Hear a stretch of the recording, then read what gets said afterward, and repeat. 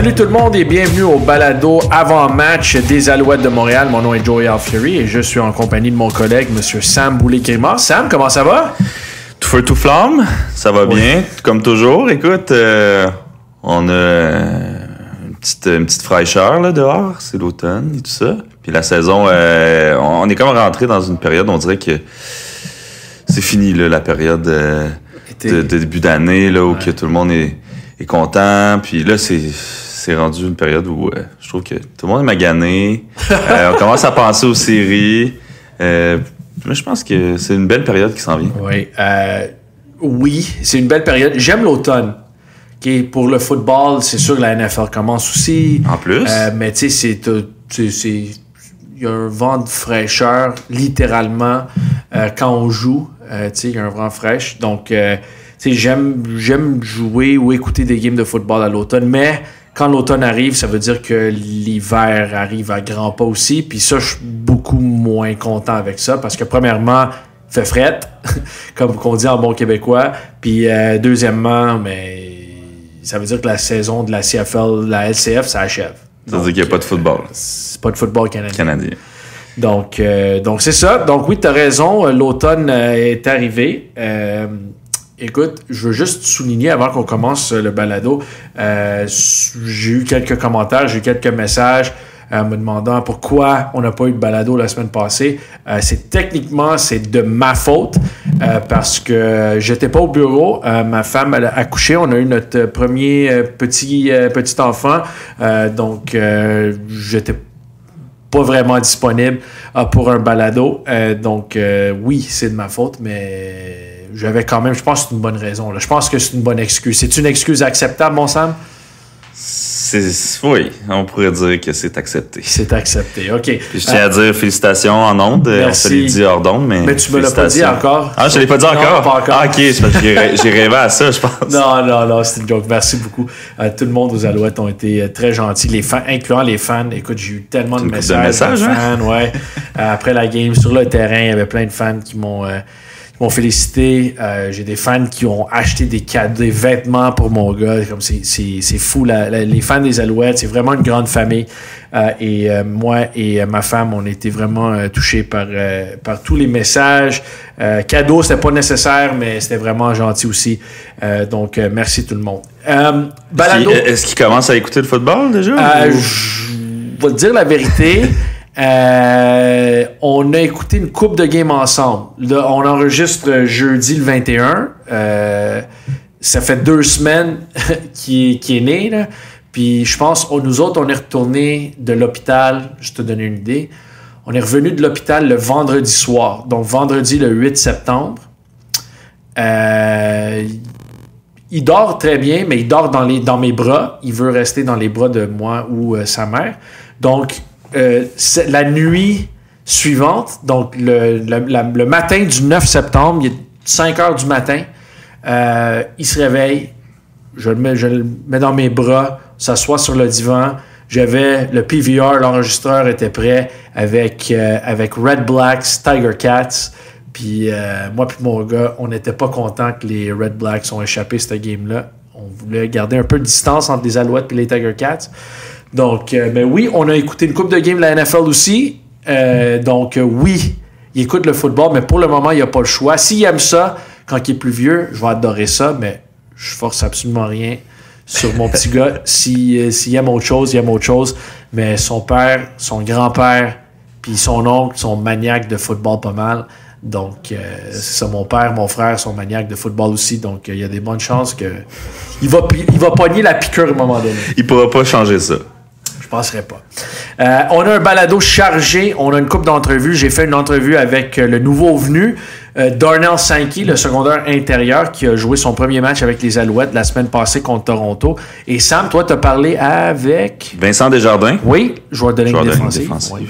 Un ancien des Stampeders, donc il connaît Calgary un tout petit peu. Oui, et ancien du Rouge et Or de l'Université Laval. Absolument. Important à nous à souligner. Oui. Parce que moi, venant de Québec, je trouve ça important de souligner les joueurs venant de Québec. Ah, tu viens de Québec, toi? Souvent, ben ouais. Tu mentionnes jamais. Hein? Ouais, tu mentionnes ça. J'ai jamais entendu parler du fait que tu venais de Québec. Ouais, ben oui. Moi, j'étais... Ouais, c'est une joke, man. Tu mentionnes assez souvent. Peut-être pas en ondes, mais non, je l'ai dans pas le bureau, on peut dire à nos auditeurs que tu es un fier Québécois. Un ancien des Condors de Saint-Jean-Eudes. Really? Mais lui, Desjardins, était un ancien du séminaire Saint-François. OK. Donc, grosse rivalité, ça? C'est ça. Il y avait pas mal de... C'est comme un peu Carabin-Laval au niveau secondaire. Là. C'est vraiment deux équipes qui se saillissent. OK. Puis c'est pas peu dire. Là. Ouais. Good. All right. J'ai hâte d'écouter ça. Donc, moi, je parlais à Sankey, puis toi, à Vincent Desjardins. Tous les deux sont arrivés en retard. Desjardins, ça fait une couple de semaines qu'il est là. Il a été re-signé, il était avec les Alouettes l'an passé, mais il a été signé, je pense, au mois d'août, si je ne me trompe pas. Il est revenu. Puis Sankey, il a été signé une semaine avant la game contre les Argos, moins d'une semaine avant. Donc, on parle de ça et c'est difficile de jouer une game après 3 pratiques seulement, mais il l'a fait, puis il a réussi 5 plaqués dans ce game-là. Je veux commencer, avant qu'on parle de Calgary puis les entrevues, Sam, je veux commencer avec la game contre les Argos en fin de match. Pour ceux qui ne savent pas, Sam, c'est notre caméraman.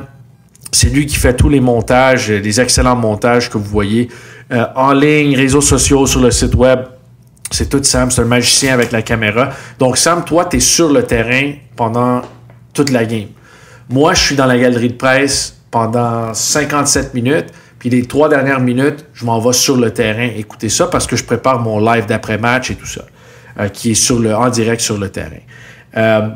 On n'était pas loin l'un de l'autre je pense que tu n'étais pas si loin de moi. À la fin de la rencontre. Moi, j'étais au milieu entre les deux bandes. J'avoue là, que l'interception, encore une fois, pas la faute de Cody Fajardo qui a lancé l'interception en fin de match. Il s'est fait frapper en même temps. Il s'est fait frapper au moment où il décoche la passe, puis ça a été intercepté par Jamal Peters.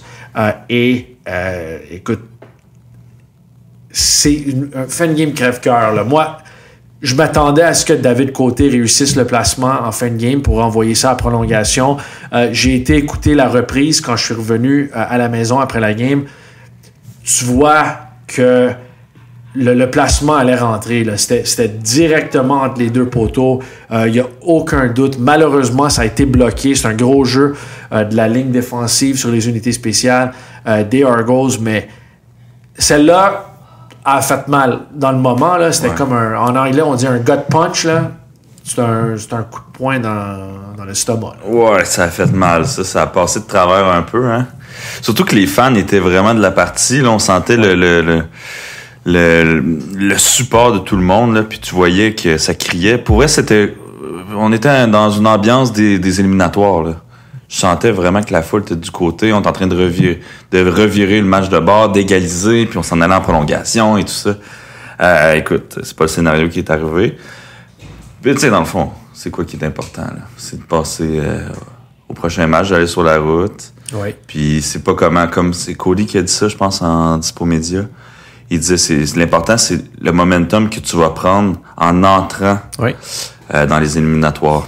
Puis souvent, c'est l'équipe qui a le plus grand, qui a le meilleur rythme en rentrant dans les éliminatoires qui va faire le plus de dommages. Mm-hmm. Est-ce que ça sera le cas? On le saura bientôt. Toi, je sais pas comment Mais moi, écoute, c'est drôle de dire ça de même, mais je suis quand même confiant que les choses vont se replacer. Écoute, je sais que les 4 derniers matchs, écoute, c'était pas beau à voir. Il y avait 2 des 4 games où les Alouettes se sont fait quand même brasser un peu lors de la deuxième mi-temps. À Winnipeg, c'était pas beau. Puis à Toronto, c'était pas beau non plus en deuxième demi. Mais quand même, il y a des erreurs qui ont été faites, des pénalités qui ont été prises, qui ont coûté 2 matchs. Moi, à mon avis, il aurait dû terminer de la séquence de 4 matchs, 2-2. Je pense que la game à domicile contre BC et la game à domicile contre Toronto, c'est 2 matchs que tu aurais pu gagner facilement avec la façon que tu as joué. Mais il y a des choses à améliorer. J'ai été déçu de l'attaque. La première mi-temps, c'était tough. C'était tough. Ils n'ont pas vraiment bougé le ballon ben contre les Argos. Mais en deuxième mi-temps, on a vu le plan de match. Ils ont ajusté un peu. Cody décochait des passes très rapides. Et écoute, il y avait une avance. Les Alouettes ont pris l'avance. dans ce match-là, lors du 4e quart. Donc, tu sais, il y a des points positifs à prendre de ce match-là. Ouais. La défensive a quand même bien joué. Il y a eu des laps tard dans le 4e quart. Mais la majorité du match, quand l'attaque fait rien pendant les 30 premières minutes, le fait que je pense que c'était 10-3 à la mi-temps, là, chapeau à la défensive parce qu'ils ont très bien joué. Et là, en deuxième mi-temps, l'attaque a vraiment bien fait. Là. J'aime la manière, j'aime les sélections de jeu que Jason Moss a choisies. J'aime la manière que Cody Fajardo a joué. On a finalement vu, je pense qu'il s'améliorait à chaque semaine, mais on a vu du grand Tyson Philpott aussi, qui a capté sa première passe de toucher de la saison, 105 verges sur 9 attrapés. Donc, et c'est la première fois de toute la saison que Mac, Philpott et Julian Grant ont joué ensemble. C'est vrai, c'est un bon point. Un peu calme pour Julian Grant. C'est ça, il avait manqué 6 games avec une blessure. Donc, ça prend un peu de temps reprendre le rythme de football, game day. Mais là, tu ajoutes Snead. Speaker a réussi des gros jeux aussi. Stanback va être de retour dans l'alignement partant. Il a manqué une game avec blessure à la main. Donc, tu sais, pour moi, c'est encourageant. Ça va mieux sur les unités spéciales aussi. On a vu Chandler Worthy avec une coupe de beauté de retour, des retours explosifs. Oui. Donc, tu sais, il faut juste mettre tout ça ensemble. Et gagner à Calgary, c'est jamais facile. Mais si tu mets tout ça ensemble et que tu limites les punitions, je pense que tu vas être correct les 5 dernières games de la saison. Mais là, il y a une course, là. Il va y avoir une vraie lutte pour la 2e place dans l'Est parce que les Tiger Cats ont une fiche de 6 victoires, 7 défaites aussi, exactement comme les Alouettes. Mais les Alouettes ont l'avantage parce qu'ils ont déjà gagné la série contre les Tiger Cats. Ils ont gagné 2 games à Hamilton cette année. Ah, puis là, ils affrontent Toronto aussi. Ça sera pas facile pour eux. Là. Puis je pense que c'est à Toronto en plus. Oui, c'est à Toronto, mais tu sais, Toronto, ils viennent de clincher la première place dans l'Est. Est-ce qu'ils vont reposer les gars, tu penses? Et je pense pas, mais tu sais, c'est une grosse victoire émotive contre les Alouettes. Est-ce qu'ils vont prendre ça relax? Je sais pas. On va voir. Mais tu sais, avec la masse salariale qu'il y a dans la Ligue canadienne de football, tu peux pas enlever 12 joueurs de ta formation partante là, puis reposer tous tes gars. Tu sais, tu peux peut-être en reposer 2 ou 3 par match, mais tu peux pas reposer tout le monde. Donc, tu sais, c'est juste, est-ce que la motivation va être là pour les Argos? On va voir s'ils vont prendre ça relax ou pas. Mais les deux équipes, Montréal-Hamilton, ils jouent samedi. Les Alouettes jouent à 4, les Tiger Cats jouent à 7. Il faut que tu gagnes. Il faut que tu gagnes à 4 heures, puis tu mets la pression sur les Tiger Cats de rester kiff-kiff avec toi. Donc, c'est ça qu'il faut faire. Tu peux même pas regarder ce que les Tiger Cats font parce que c'est toi qui as l'avantage en ce moment. Donc, si tu gagnes tes matchs, tu termines en 2e position, il n'y a rien que les Tiger Cats peuvent faire. Non, tu contrôles ce que tu peux contrôler. Mais tu as le contrôle en ce moment. Là. Tu contrôles ta destinée. Là. Tu peux pas contrôler le résultat d'Hamilton-Toronto. Exact. C'est ce qu'on doit faire. Là. C'est ça. Donc, c'est ça. Je ne veux plus en parler du match des Argos. On va avancer un peu. On va regarder l'affrontement contre les Stampeders. Mais avant qu'on parle du match qui s'en vient, samedi après-midi, 4h sur RDS, TSN 690 Radio et 98.5, je veux passer mon entrevue après la pratique de jeudi avec Darnell Sankey qui, je lui ai demandé... C'est évidemment entrevue en anglais. C'est un anglophone des États-Unis. Il vient de Californie, mais il va le mentionner. Mais on n'a pas juste parlé de football, on a parlé un peu de ce qu'il aime faire pendant la saison morte. Je pense que tu vas aimer sa réponse, mon Sam, parce que vous avez quelque chose en commun, toi et Darnell Sankey, mais on lui a posé plusieurs questions football aussi. On a commencé avec le fait, je lui ai demandé... Is playing in the CFL, is it like riding a bike? Tu n'as pas joué dans la CFL de l'année, mais là, tu arrives. Est-ce que tu oublies la largeur du terrain, le joueur en plus qu'il y a sur le terrain, ou est-ce que ça devient naturel? Puis c'est une belle petite entrevue avec Darnell Sankey. So is playing in the CFL, the style, the field, is it like riding a bike? Like you haven't done it in a while, but you step back on and you made it look easy just with a couple of days of practice. Yeah. I mean, I wouldn't say riding a bike. You know, you definitely got to put in your work. You got to put in your practice hours. And but, you know, it comes very natural to me. Just the game itself. Just the game. Walk me through just the, you know, you're obviously in shape, but playing off 3 days of practice, I mean, it's pretty wild. Just tell me everything that you need to process both physically and mentally to get yourself up to speed for a game day. Well, I would like to consider myself, a student of the game. Yep. So, I definitely put in a lot of work in the film room. I put a lot of work in here after practice, get some extra conditioning in every day. Any drill that I'm not in, I'm always doing something to elevate my game. So I don't ever want to be just stagnant at practice. That's something I never want to do. And I don't want to show that to my team. As a leader, I have to show, my brothers on the team that I'm putting as much work, if not more work than anybody. So, yeah. Sorry, in the end, why Montreal? Why did you feel like this was the best spot for you? Oh, well, I had a good rapport with some of the guys on the team already. I had a good relationship with Fajardo, Lemon, Coach Moss, and Danny. And, looking at all my options, we took some time. We took a couple of weeks to come to a decision. And, we just decided to come here. We see an opportunity and took advantage of it. Give me the funniest Shawn Lemon story I've never heard before. Listen on game day. Sorry? Listen to him on game day. Oh yeah? Why? What am I gonna hear? Yeah, have him mic'd up on one of the game days, and you'll hear everything you need to hear from Shawn Lemon. Okay. So. You have a good Fajardo story for me then? I know I'm putting you on the spot here. We could come back to it. I need to come back to it. Let me come back to it. No worries. Okay, so you played in Calgary. You played at an all-star level there. We're going to Calgary. Just tell me, the day before the game, I have some time to kill. Give me some itinerary. Give me a plan. What are we doing in Calgary? Well, first and foremost, I'm doing my prayer, my devotion. I'm just making sure I'm at peace mentally before I come onto the field, so I'm able to play freely. I maybe watch a little bit of film, but truthfully, by the day before the game, I'm pretty much ready. I'm pretty much locked in, ready to go. There's only so much more film you can watch within 24 hours of game time. If you're not ready by then you're not ready. And that's why we're here every single day, working all day. Sorry, I meant for me, who's not playing, who doesn't need to be focused. So give me something, an ideal day in Calgary. What am I doing on Friday? Man. You're gonna go.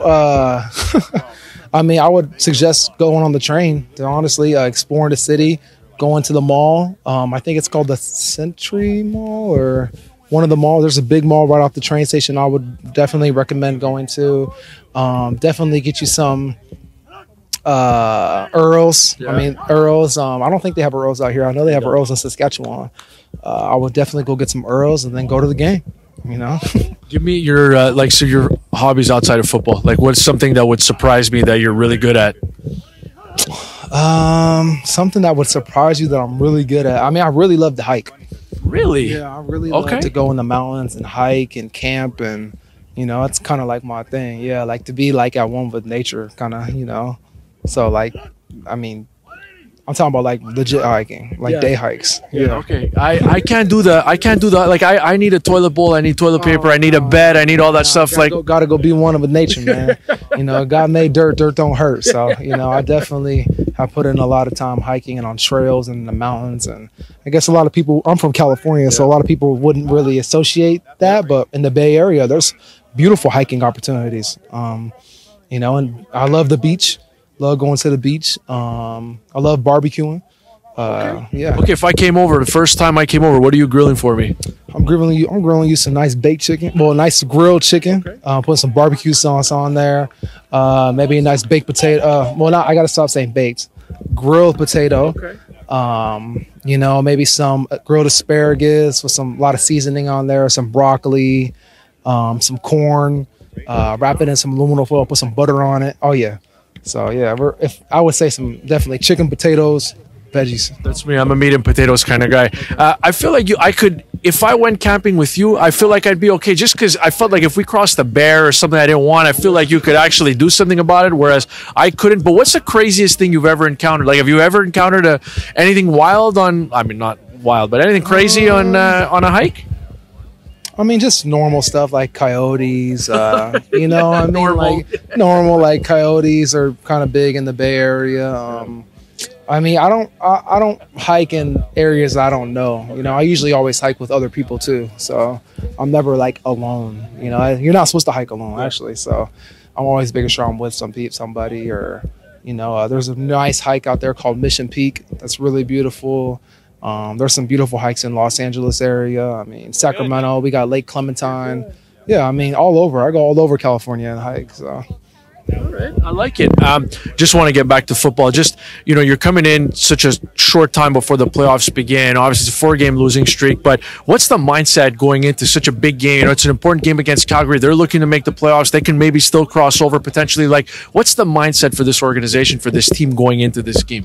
Well, I would say it's a must win, but truthfully, every game's a must win. I go into every game the same way.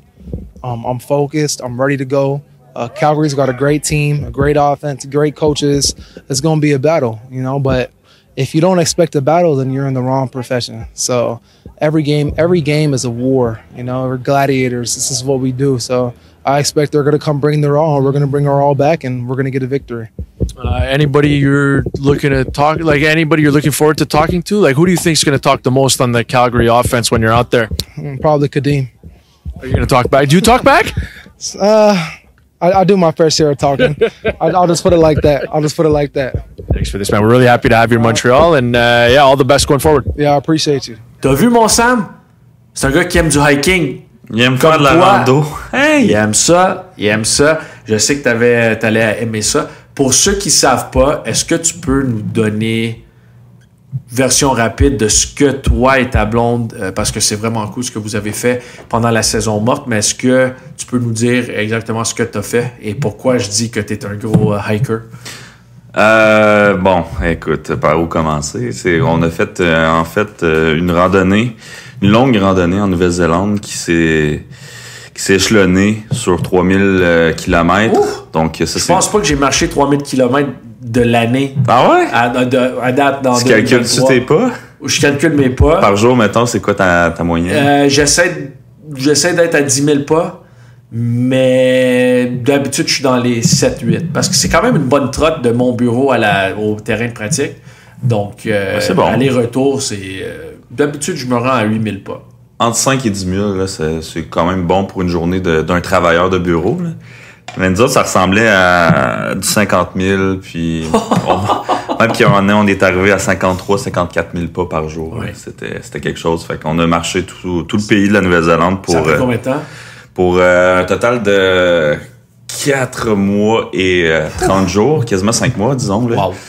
Puis c'est ça, on a marché pour ramasser des fonds pour la fondation du CHUM, qui était le but premier parce que ma copine, elle a perdu sa mère du cancer. Mm-hmm. Donc c'était une manière de redonner à la communauté, à la médecine aussi, puis à tous ceux qui ont besoin de ces recherches. C'est très bien fait, très bien dit, mon Sam.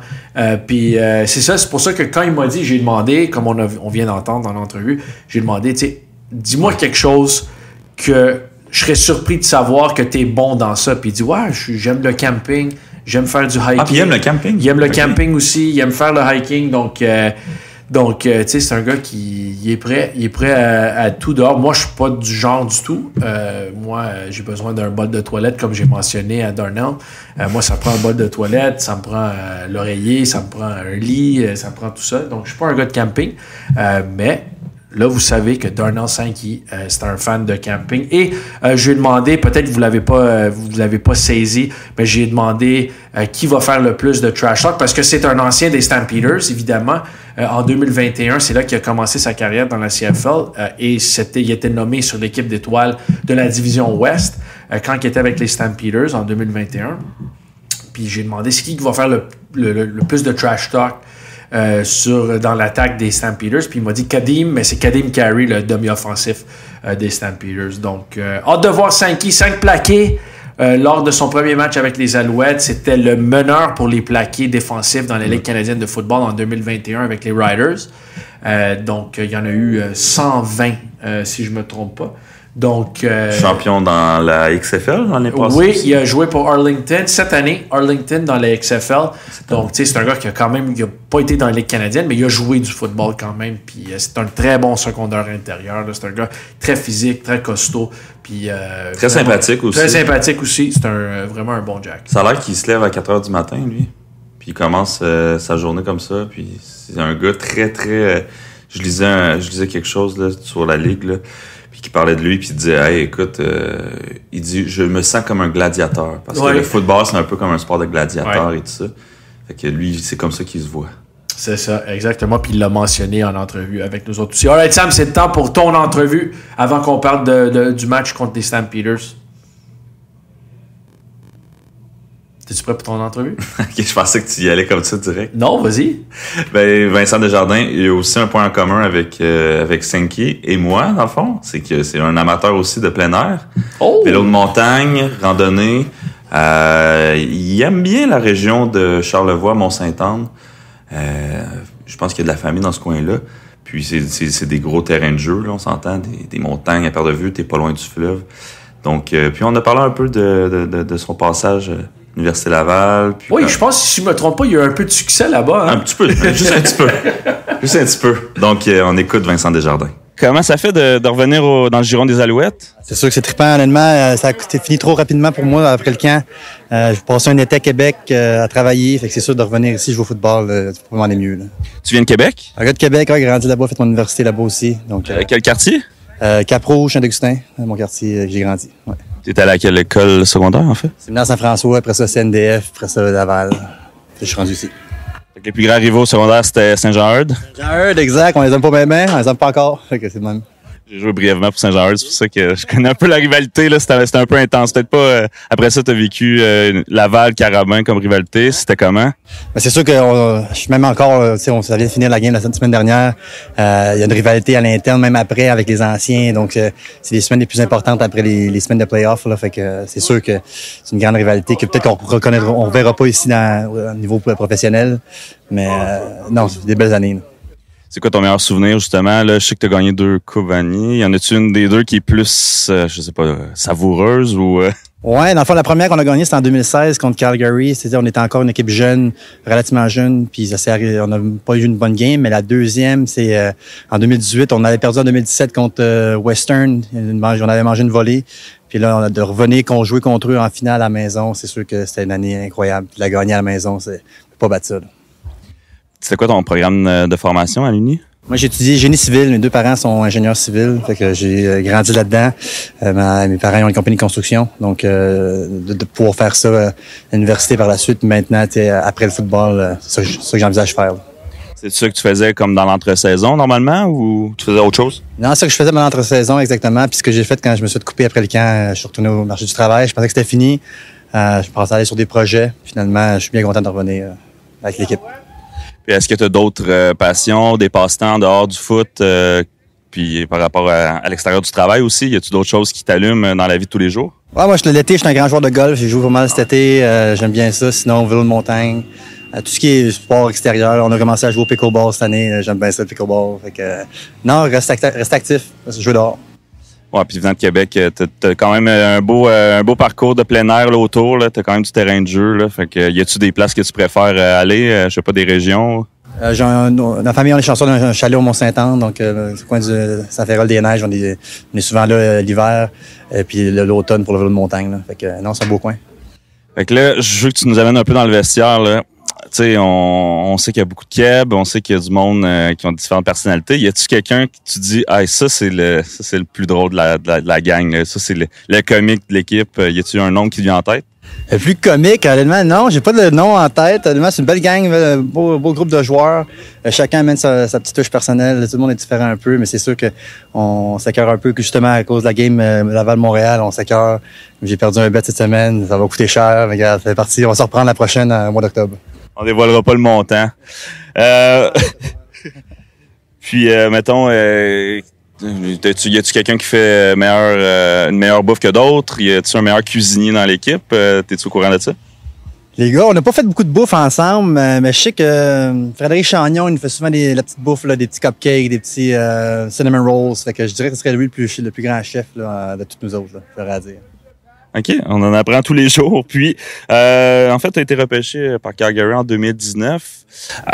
Comment tu qualifies le Vincent Desjardins de 2019 versus aujourd'hui?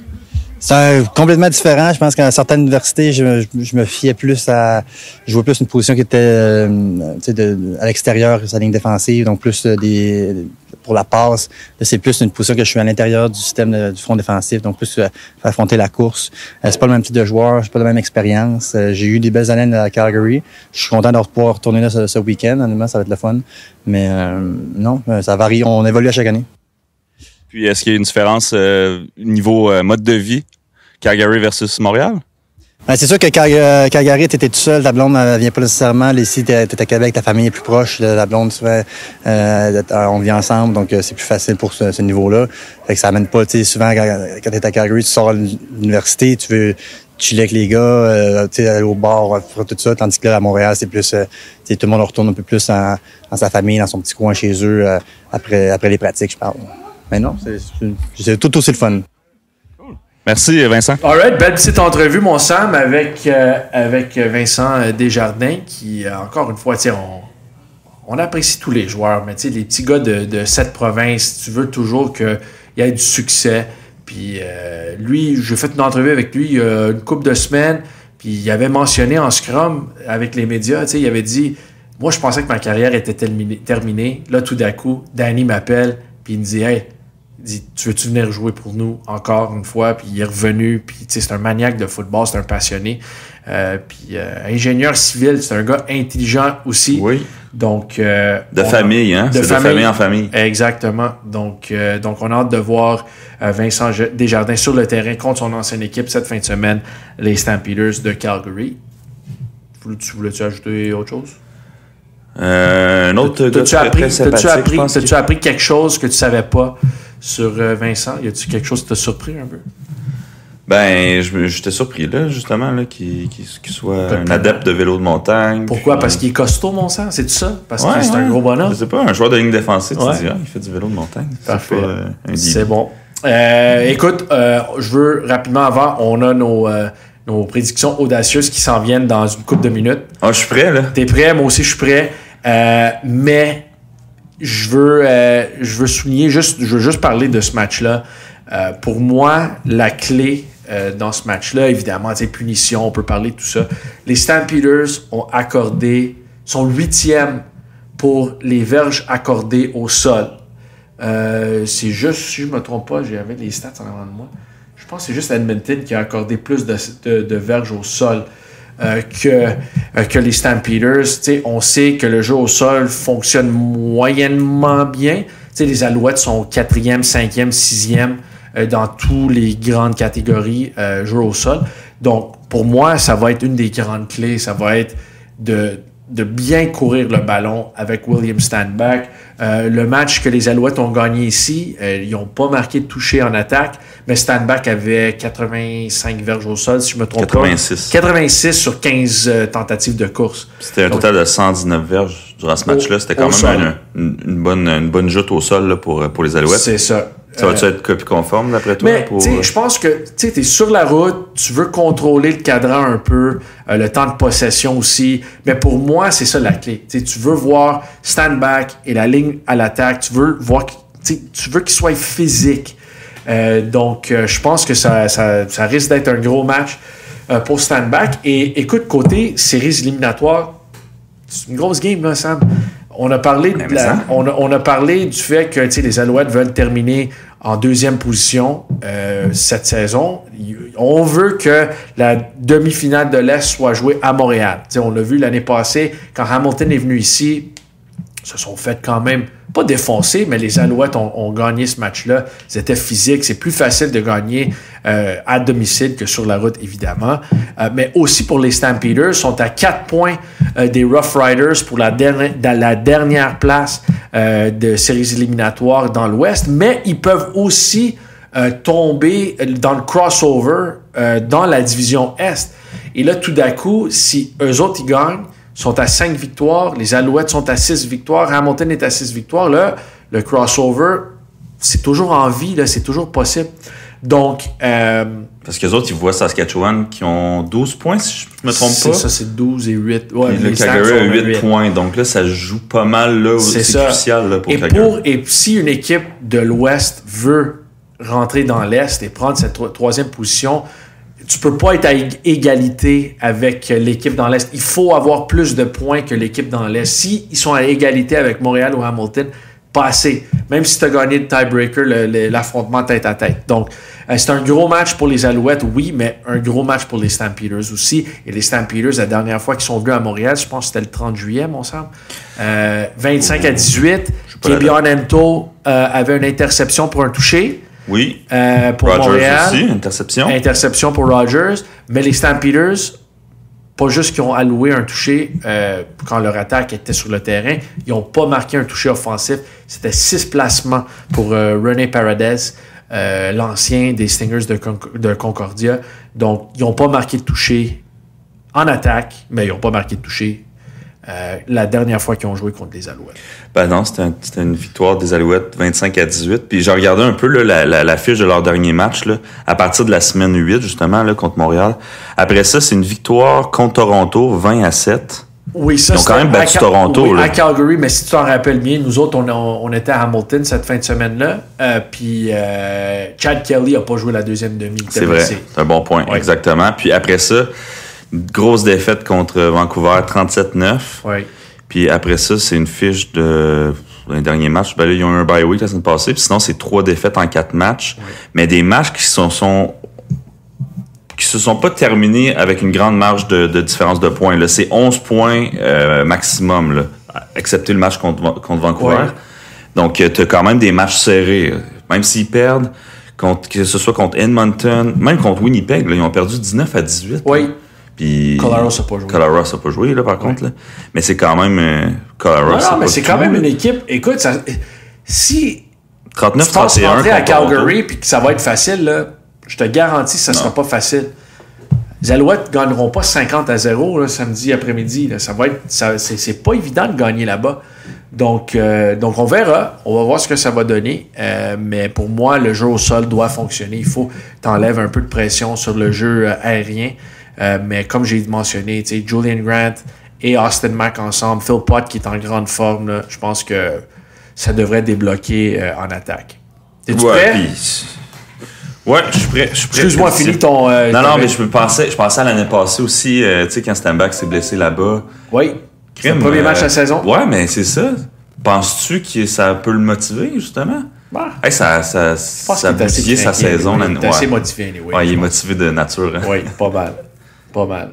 Alright, t'es-tu prêt? Prédiction audacieuse. Prédiction audacieuse, t'es-tu prêt? Je suis prêt. Vas-y. OK. Tyson Philpott. OK. C'est-tu son premier match à Calgary? Non. Il a joué à Calgary l'an passé. Il était là? Il était habillé? Oui, il était habillé. C'est son frère qui était pas habillé? Oui. Son frère jumeau? Son frère, il est pas habillé. Oui, il sera pas habillé. Il est blessé. Oui, il est blessé encore. Il n'a pas joué de la saison. Puis Tyson, je pense qu'il commence à reprendre du poil de la bête. Là. Il est revenu de sa blessure, puis je pense qu'il est correct. Donc, je dis, dans le 4e quart, OK? Je dis au moins un quart. Le 4e quart. Vas-y. Tyson Philpott va effectuer un toucher. Ouais. Un attrapé d'une main. OK.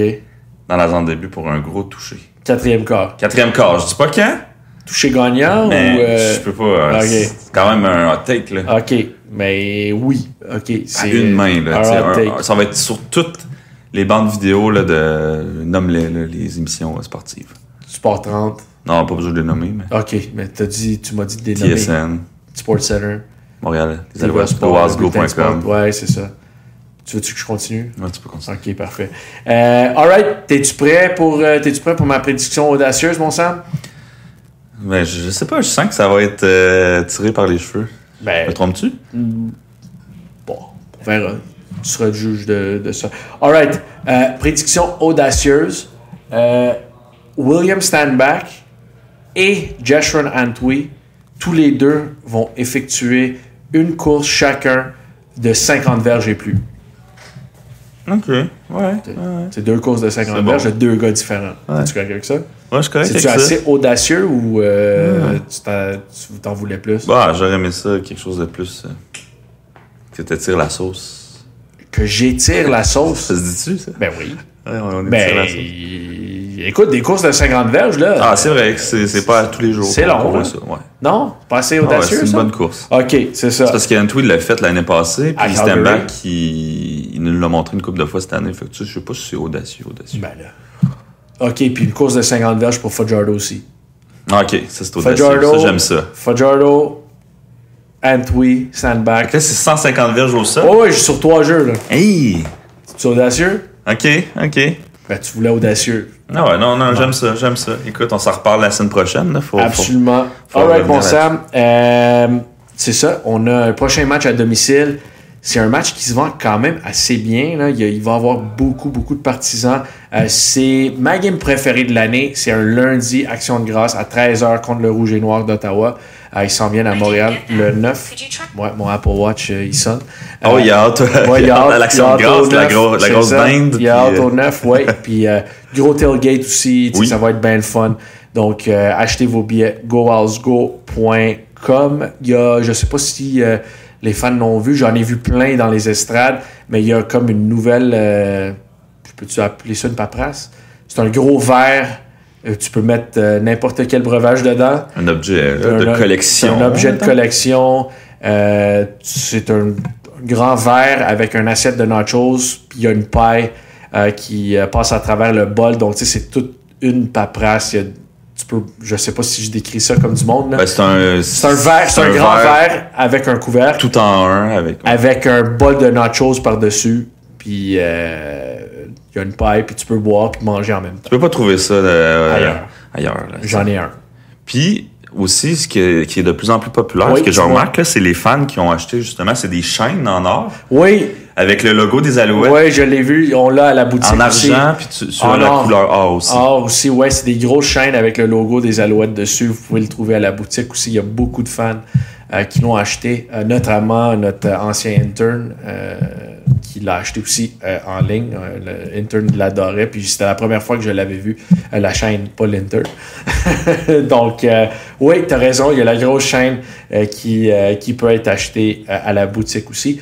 Sam, toi, qu'est-ce que tu as? Toi, tu t'en vas à Calgary, moi, je vais pas. Je reste en famille avec ma femme et mon petit gars. Petit bébé. Oui, donc j'y vais pas, mais je vais faire un live d'après-match de chez nous. On va être en direct, on va parler aux joueurs aussi de Calgary, de mon salon à Calgary. Donc, ça va fonctionner. En direct sur YouTube, exactement, Twitter, mais c'est rendu X. Là. Facebook. Sur Facebook aussi, sur YouTube, comme tu as mentionné. X, puis je vais avoir mon résumé écrit du match avec mes opinions puis mes observations. Toi, qu'est-ce que tu as qui s'en vient pour l'après-match et l'avant-match? On va prendre le pouls de ce qui s'est passé, ce qui s'est dit cette semaine. Donc, ça va être tout ça qui va être présenté dans l'avant-match. Il va y avoir une vidéo qui va circuler sur nos réseaux sociaux. Et ainsi, après le match, là, on va faire le tour du match, de comment ça se passait sur les lignes de côté, dans le vestiaire, après le match, avant le match, sur la route, en avion et tout ça. Donc, vous pourriez visiter nos sites web et nos plateformes pour consulter les vidéos et voir un peu, vivre des émotions fortes. Merci beaucoup d'être à l'écoute, tout le monde. Merci, mon Sam. Abonnez-vous au balado. On est sur Apple Podcast, on est sur Google Play, on est sur Spotify. S'il vous plaît, abonnez-vous. Laissez un commentaire, un rating aussi de 5 étoiles, s'il vous plaît. Sinon, Sam va brailler. Là. Il va penser que vous ne l'aimez pas. Oui. Écrivez-nous si vous avez des prédictions audacieuses là, en vue du match contre Calgary. On veut les connaître. Oui, questions, prédictions audacieuses. Mes mentions directes, mes DM sont ouverts sur Twitter. Toi, sont-ils ouverts sur Twitter, tes DMs? Sont ouverts.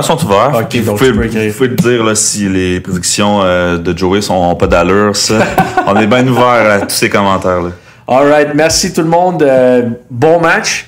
Encore une fois, c'est samedi à 4h, heure de l'Est, à Calgary. Et on se recroise la semaine prochaine. Ciao.